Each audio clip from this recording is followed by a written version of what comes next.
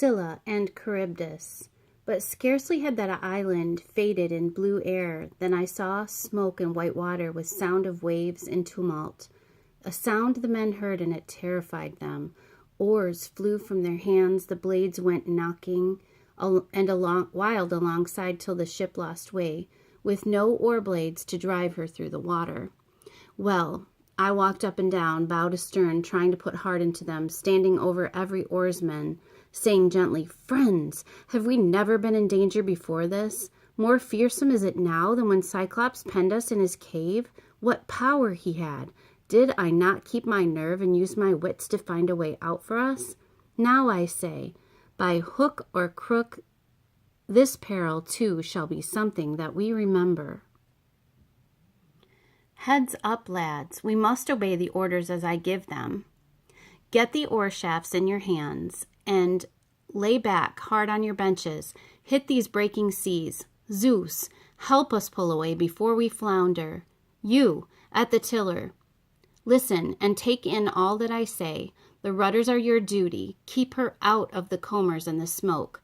Steer for that headland. Watch the drift, or we fetch up in the smother and you drown us. That was all, and it brought them round to action. But as I sent them on toward Scylla, I told them nothing, as they could do nothing. They would have dropped their oars again in panic to roll for cover under the decking.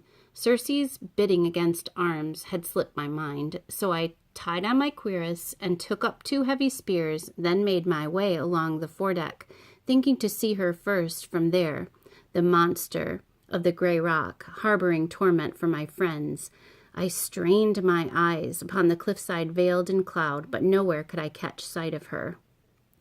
And all this time in travail, sobbing, gaining on the current, we rowed into the strait, Scylla to port, and on our starboard beam, Chrybdis, dire gorge of the salt sea tide. By heaven, when she vomited, all the sea was like a cauldron seething over intense fire when the mixture suddenly heaves and rises.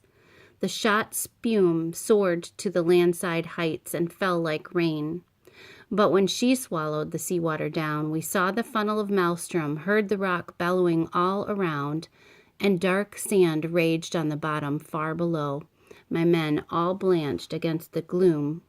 Our eyes were fixed upon the yawning mouth in fear of being devoured.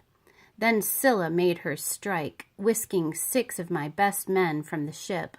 I happened to glance aft at ship and oarsmen and caught sight of their arms and legs dangling high overhead. Voices came down to me in anguish, calling my name for the last time. A man surf-casting on a point of rock for bass or mackerel, whipping his long rod to drop the sinker and bait far out, will hook a fish and rip it from the surface to dangle, wriggling through the air. So these were borne aloft in spasms toward the cliff. She ate them as they shrieked there in her den, in the dire grapple reaching still for me, and deathly pity ran me through at that sight. Far the worst I've ever suffered, questing the passes of the strange sea. We rowed on. The rocks were now behind, Chrybdis too, and Scylla dropped astern.